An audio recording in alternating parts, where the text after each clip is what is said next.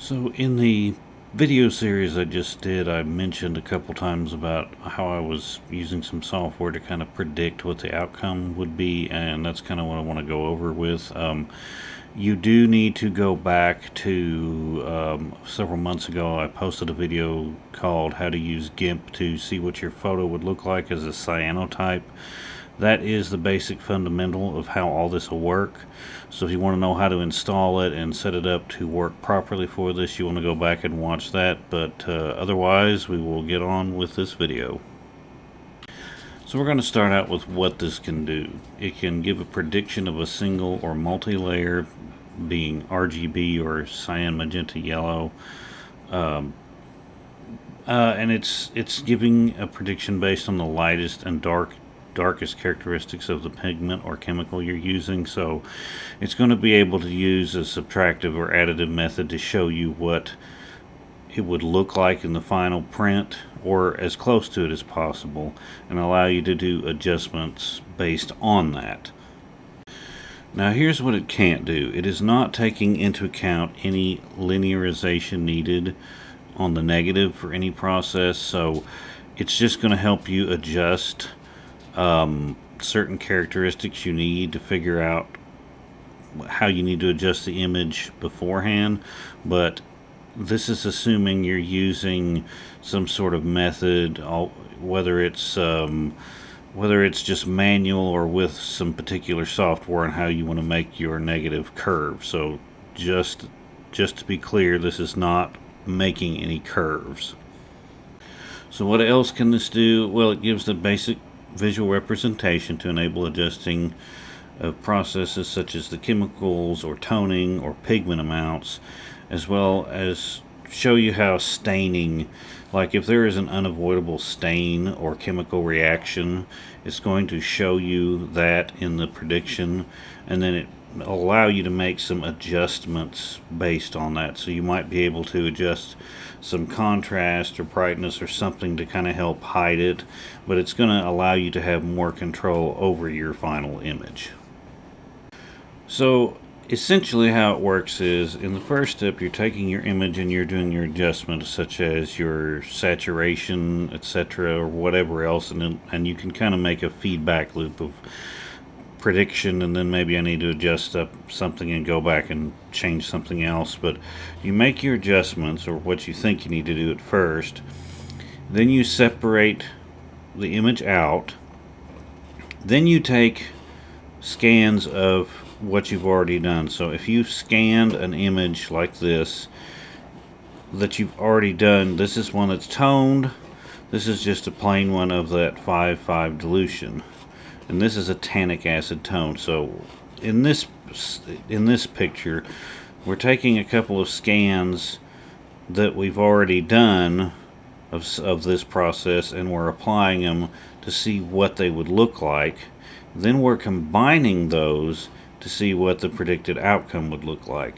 And that's essentially all this is doing. We're taking an existing thing we've already done and applying it digitally to see how it's going to look.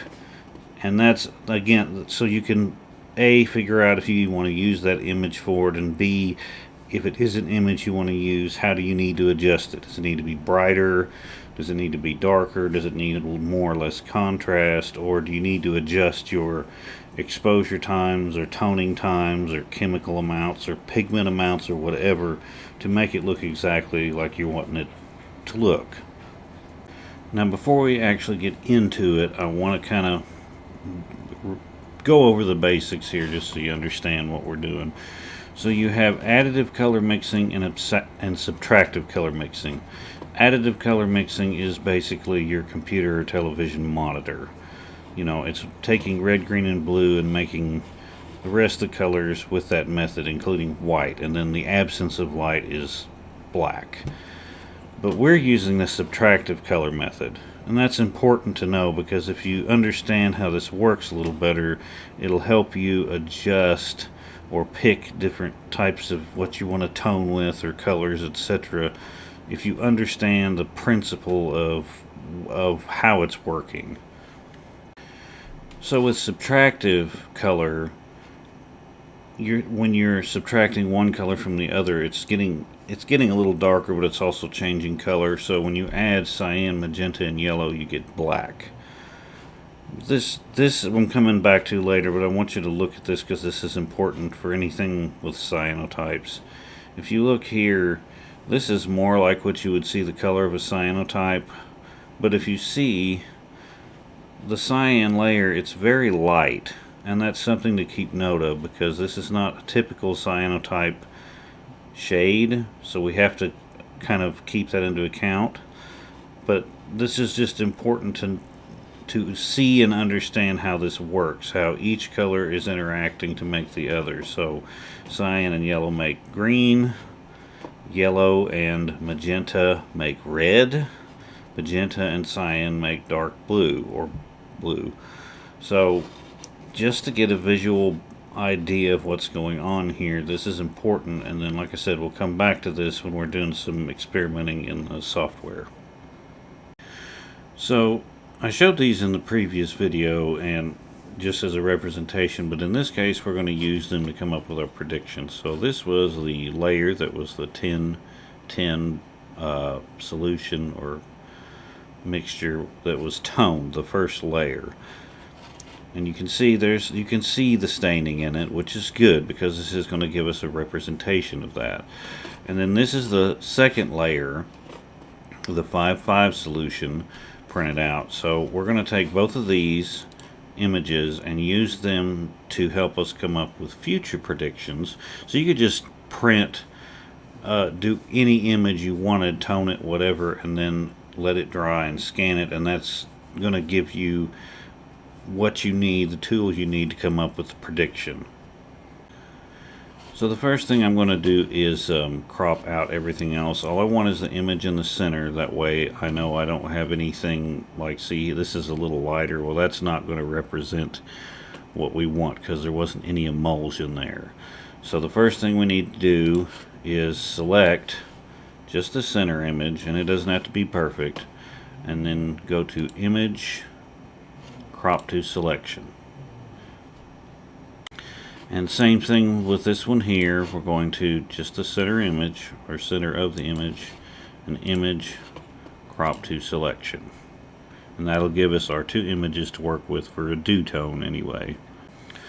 Okay, this next step is important, otherwise none of it will work. So you're going to go to each image, you're going to go to the first one and go to Image, Mode, and Indexed. And I go to 10, that just seems to be a good number, and then click Convert. What that's doing is that's making a gradient map of that image, of lightest and darkest, so we can use this for our prediction. So we're going to go to both of them. We're going to go to this one too, Image, Mode, Indexed, make sure it's at 10, and hit Convert. And you have to leave these images up to do this unless you save them another way, just so you know. So now I have a gradient map of both of my images, and we can go on to the next step. So in one of the previous videos you kind of saw this, but I know that I need to bring the saturation up, so we're going to do that. And then you need to decompose the image into individual components so we can manipulate it. So colors, components, decompose, and make sure it's RGB. There's some other ones here, but they don't seem to work right, so I'm just only using RGB. Other software might be able to do that, but I don't have that software, so that's what we're working with here. And then it's going to decompose it into its individual components right here. Okay, the next very important thing you have to do, or this won't work, is go to Image, Mode, RGB. Otherwise this isn't going to allow you to put color maps on it. Now if you see over here we have our different color, or our different layers, red, green, and blue, which is cyan, magenta, and yellow. Now each one has its mode you can set. So if we were doing red, green, and blue, that would be addition. But if we're doing we're trying to do subtractive. For some reason GIMP doesn't call it subtractive, it's called multiply. And it'll go darker because we're subtracting, but that's just because it's all black and white, so just bear with me. The next one, if you remember, we combined these two. So we're not going to combine them and bring them back. Right now we're just going to go to addition because I added those two together. Alright, and then that's all we have to do. Now if we're doing a tricolor, you would set these two to multiply and then it would subtract all three of them, but we'll get into that. So this one is multiply and this one is addition, and this will take these two and add them together so they'll equal the same thing that does. Alright, now we get to the part that makes it allow you to see what's going on. So you go to your gradients, and this is the color map of this image. This was the 10, remember we separated it out so you could get all the gradients there. So you right click and click palette to gradient. Make sure the cyan one is selected, which is red. Colors, map, gradient map. Now if you'll see, all of a sudden it goes blue. Well, if you uncheck the visuals on this, there you go. That's what it should look like. Just close to this. Like I said, it's not going to be perfect. It's going to be close. So we're going to check these again, and now we're going to get our next color on there. So our next color was this image here, which this is what this is. This is the gradient of that image. Right click, palette to gradient. Make sure, and we're going to do it to both of these because remember we added those together. So we'll go to this one, colors, map, gradient map. Close. Now go to this one, colors, map, gradient map. And there we go. That's the predicted outcome of what we just did. And then we'll look and see how it stacks up to the one we actually made. Now you'll notice they don't look exactly the same, but they are close. They're close enough that you're going to have an idea of what you want to do to make it look like you want it to look, or at least adjust it to where it'll get there. Now another reason this isn't looking exactly is it's not taking into account that when we put the cyan over the toned layer, that little bit of a greenish, that it stays on there for a week or two before it fades off. That's why I haven't put that in there, because now this print is looking closer to this, not in crispness obviously, but in color. So that's all I have to do. Now this is just a dew tone. This is the one I was doing, but this to show you that, hey, that's close enough. That's what I want. Now this isn't looking exactly like the prediction in the videos because I screwed up and I didn't put addition on this. I put subtraction, so it messed everything up, and that's why it looks kind of dark and flat. So I fixed that. So our prediction for this image looks good. Now we're going to try a yellow and blue one, and I'll show you how, even though it worked the way we set this up for this one looks perfect, the next one may not look the same, and that's why this is good, so you can adjust how you need for the specific process. So this is the other image I did, but this one was not with the same method because it would have just looked too flat. This one's got too much yellow and green in it. So we're going to process it the same, hue and saturation up, and then colors, components, decompose, RGB, and click OK. Now I always undo that so I don't mess up my original. Image, mode, RGB. And then on this one we're going to put multiply on the first one, but I found out that no matter what I tried, adding two layers together for this version didn't work at all. So the magenta layer we're just taking out of the equation altogether. We're only using the cyan and the yellow layer for this particular image anyway. Now to get the yellow layer, this is a scan of an image I did. If you read the article I put up on how to do this, this is just a regular cyanotype that's overexposed and completely bleached, and that's how it's the yellow color. So we're not toning it, we're just bleaching it. So we're going to do the same thing with this we did with the other ones. We're going to go to Image, Mode, Indexed, make sure it's at 10, and click Convert. Now we have our yellow gradient. And now we can use it for this image to see how it's going to look. Alright, so I'm going to right click on the color map for that image, palette to gradient, make sure the yellow one is selected, blue is yellow in reverse for this. I know it's confusing. Colors, map, gradient map.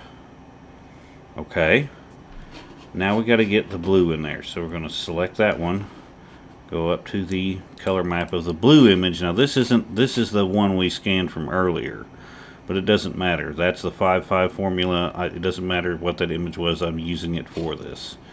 Palette to gradient, make sure you selected the cyan layer, colors, map, gradient map. And now you can see what it would look like. Now I'm going to show you how this helped me change the formula and why I changed it to a 5-5 instead of just using the classic ones. This is program is how I kind of came to that determination. So I'm going to go back here and do the same motions we did before. Bring the saturation up. Colors, components, decompose. Image, mode, RGB, and then multiply and deselect. Alright, since we've got blue already selected, we're going to go ahead and apply it. Or I'm sorry, hold on, no, we're not doing that. We're doing the yellow first. So palette to gradient, colors, map, gradient map. Now this one's done. We see what a duotone for yellow and blue would look like there. So we're going to keep that one as it is, and that's with the 5-5 solution. Now I happen to have a gradient here for just a standard cyanotype, the 10-10 solution. So I'm going to turn that into a gradient and show you what the difference is.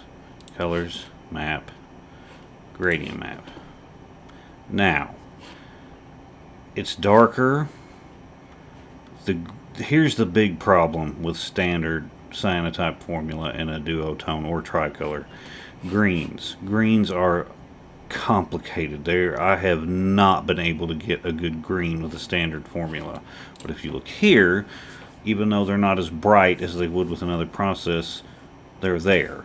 So again, this is what helped me adjust the formula to make it how I wanted for this process, just to show you how that works. And now we're going to kind of play around and I'll show you with what a tricolor would look like.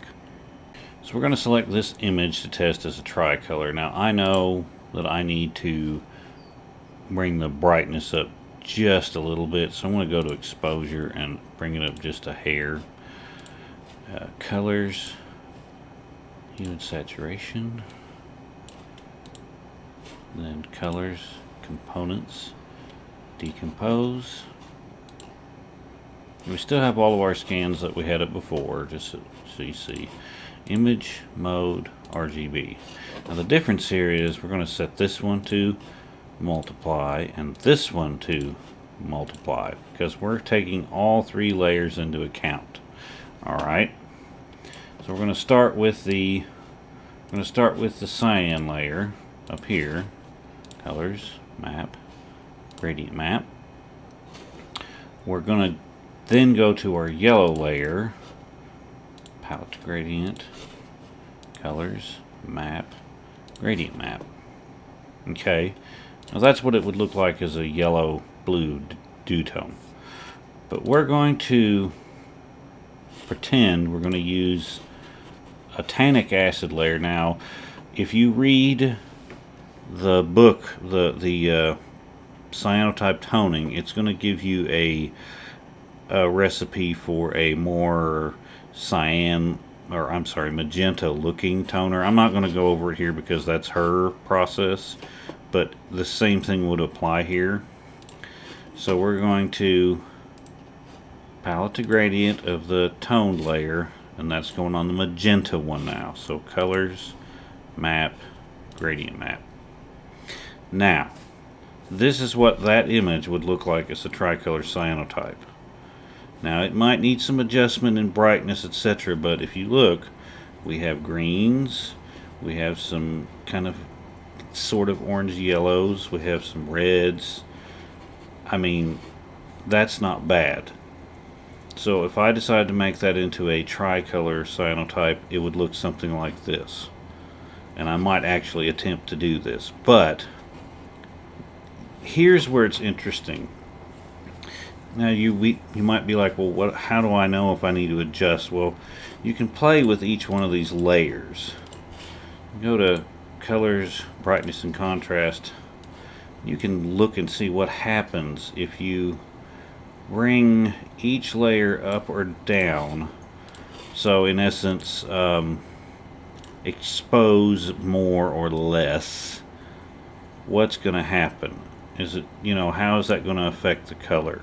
Or if I adjust the contrast of that layer, how's that going to affect it? So that's going to help you determine how you need to adjust it for any process you're doing. Gum prints, these cyanotypes, anything like that. The next thing I'm going to show you how we can kind of see how it's affecting the color palettes. Okay, so in the last videos I was using color wheels, and I think they were a little too they're a little confusing, so I made this. This has got a grayscale bar, red, green, blue, cyan, magenta, yellow. So the colors we're trying to use for the process and the inverse of those colors as well as just grayscale. Now we're going to try this. We're going to put our gradients on this, but we're not going to adjust the saturation because they're already at 100% saturation. So colors, components, decompose, okay, and then image, mode, RGB. Okay, if you notice we're missing some spots here, well, this is where they're separated because of how it works. So we're going to make this layer multiply and this layer multiply. Okay. Now we have this available to do our test with. So we're going to add the blue color map first. Palette to gradient, colors, map, gradient map. And then we're going to add the yellow one. Palette to gradient, colors, map, gradient map. And finally, we're going to do our tannic acid layer, palette to gradient, colors, map, gradient map. Now if you notice, we actually have a decent amount of colors, and if you're like, well, what is this? Well, it's taking into account the staining. That's what I was talking about earlier. And then you can adjust the brightness and contrast, but if you look here, here's the original, red, green, blue, cyan, magenta, yellow. This is why I had to adjust this up so high to a lighter blue, because this is supposed to be dark blue. And even at this level, this is so dark that it looks more black than blue. So I'm going to show you one more thing with this on how you can get a little bit better colors with it, but this will require you to purchase the cyanotype toning book to figure that part out. So we're going to undo our layer here, which was the tannic acid. Now, in her book, she shows how to use certain herbs and such to get a magenta layer. So I have a scan that I made with that, just so you can see. And now we're closer to red, green, blue, cyan, magenta, yellow. So I would highly recommend that book to get closer to this color gradient. I like using the tannic acid just because it's more of a challenge for me. But I like using this color bar system so I can see what the outcome will be, or what it is I'm doing and what I need to adjust. Like what the effects of increasing or decreasing the blue layer, etc. will do. But anyway, I think that's all for this video. I am going to make a video at some point that shows how to take what we just learned and the predicted outcome, like this. That was the regular image, this is the predicted image, and how to make an actual lookup table or LUT. So what I did was I made a LUT based off of this, and then I was able to just put it in a monitor that was on my camera so I could kind of not cheat, but make it easier to see what I was trying to do. So I might make a video like that, but for now I think I'll leave you here. I just kind of wanted to show you how I was doing the predictive software components.